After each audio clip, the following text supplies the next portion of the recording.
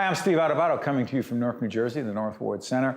We just finished a panel discussion dealing with autism, and you realize as you watch this program, we're talking about a different way of thinking about autism. We're honored to be joined by a member of the state legislature who's been dealing with, thinking about autism for a long time, Assemblywoman Valerie Vanieri Huttle, who's Deputy Speaker of the General Assembly, a leader in this initiative. Biggest takeaway for you from the panel discussion we just had on autism was? Great discussion. I think we left out a couple of things that, if I may, just talk about. We talked about research. We talked about support services. But we left out the protection of those kids with autism from abuse and neglect. Several bills have been passed and signed into law to make sure— In the state legislature? Yes, to make sure that the caregivers, don't forget, many caregivers, low wages. We need to raise those wages and have the professional people there that are trained properly in autism or with students or children or post-21 adults with autism. We need to make sure that the parents know what's going on if they're in the group homes, if they're in centers, if they're in day programs. So I think it was a great discussion. We had great advocates, but we need to talk about a few of the bad actors as well. And we need to protect them. A few of the bad actors. Many times, and what I've heard, children have come home with bruises and there's physical abuse. By the way, I want to make it clear, if you don't know this about the Assemblywoman, when it comes to the issue of bullying, a leader in the legislature on this issue as well. Is it connected? It certainly is. How so? Especially when you have the high spectrum, or the high, I hate to use the word functioning, there should be a better word, but when you have people with abilities that are able to be included in the community, there's certainly, as we talked about, a little bit about a stigma. And those kids tend to be bullied, obviously. And so I think we need to remove the stigma. I think education needs to not only go to the parents and the immediate people that are involved, but the entire community. And that also teacher training, counselor training. You know, I hate to say it takes a village, but it really does. And I think everyone needs to understand and be aware that people with autism, whether they are low functioning, high functioning, independent, dependent, they all have a special asset, is what we actually heard in this discussion. You know, the other thing you said, Assemblywoman, that I would like you to expand upon, is that there's no D, no Democrat, no R, no Republican label connected to those who seem to care deeply about those dealing with autism, not just someone diagnosed, but his or her family member. Is that true? Is it bipartisan? I believe it has to be. I believe that there should not be politics when it comes to people with special needs that need support services. The only challenges, obviously, is the funding. You know, we have to prioritize that. And I think that whether you're a Democrat or a Republican, 1 in 34 people have autism.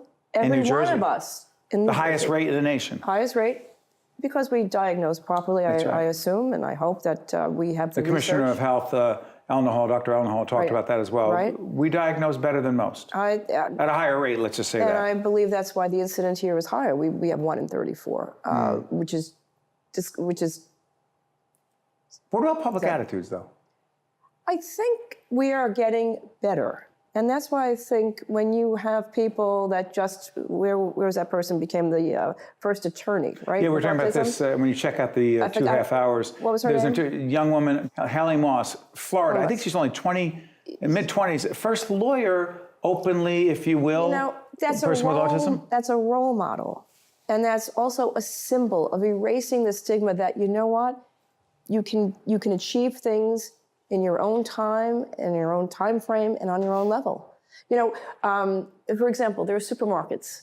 When I go to my supermarket, the grocery baggers, there are people from the ARC program, from the day program, and they're out bagging my groceries. It gives them a sense of pride, a sense of accomplishment, and they're important people in the community. Absolutely. You go to restaurants, you ever see sometimes, I know one restaurant I go to, they have some of the students from the day program just folding napkins. So, you know, whether it's a small task, whether it's going to law school, one size, as we mentioned, doesn't fit all, and everyone has their own special abilities. Sorry for interrupting, Senator. That is, in fact, a different way of thinking. That was what one of the things that struck me in our panel discussion was that thinking, quote unquote, one size fits all when it comes to dealing with autism doesn't work. No. I had, and I think we mentioned this before, I had a person that was born with infantile autism. The mother thought that he would never be able to even go through school. He went through public schools, and I think he's probably 30 now, and he worked in my office as an intern, as a special coordinator. And your legislative staff? Yes, outreach, an outreach coordinator to the community with special needs. He's brilliant. He's brilliant. He's smarter than many of us. And just to give him the opportunity, to give him, a task to do, whether it's climate change, the information that he came back with was amazing. The research. It's just giving people an opportunity to give them that sense that they can accomplish anything that they think they can. We have to give them that opportunity. Let me ask you this before I let you go. How many of your colleagues do you think you know in the Senate and or the General Assembly know that you had someone on your staff who had who's dealing with certain challenges but has certain clearly very special skills? I think most of them knew because he had his own business card and he would go downtown and stand, go to Starbucks and pass out the business card. I got a lot of calls. But no, I think most people knew. And actually, somebody just called me and said, can you use this intern? Can you use this young person who has a disability? Right. He's on the spectrum. Can you use him in your office once a week? Of course I could. We'll find something to do for him. I said I would let you go, but I want to press on this federal legislation. Senator Robert Menendez, leader in this effort. Talk about it real quick. Yeah, well, he is proposing legislation to create funding on a federal level that would help in the education and awareness aspect of autism. And I think that speaks volumes because he's a champion. He's always been a champion. And he's trying to do, or he is doing, the same thing we are doing in New Jersey on a federal level. Are we hoping that the bipartisanship that you refer to in the state house in New Jersey would replicate itself in Washington? On this issue, I hope it will. And the president, you believe, is just as committed? I would hope that he would be.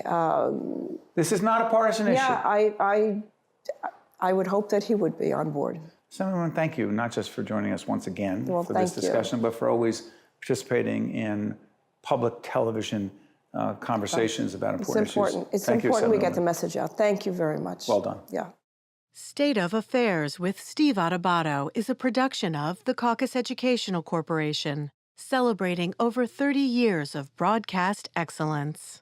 Funding for this edition of State of Affairs with Steve Adubato has been provided by the Northward Center, Guarini Institute for Government and Leadership at St. Peter's University, New Jersey Sharing Network, the New Jersey Education Association, New Jersey Resources, the New Jersey Office of the Insurance Fraud Prosecutor, Office of the Attorney General, and by St. Joseph's Health.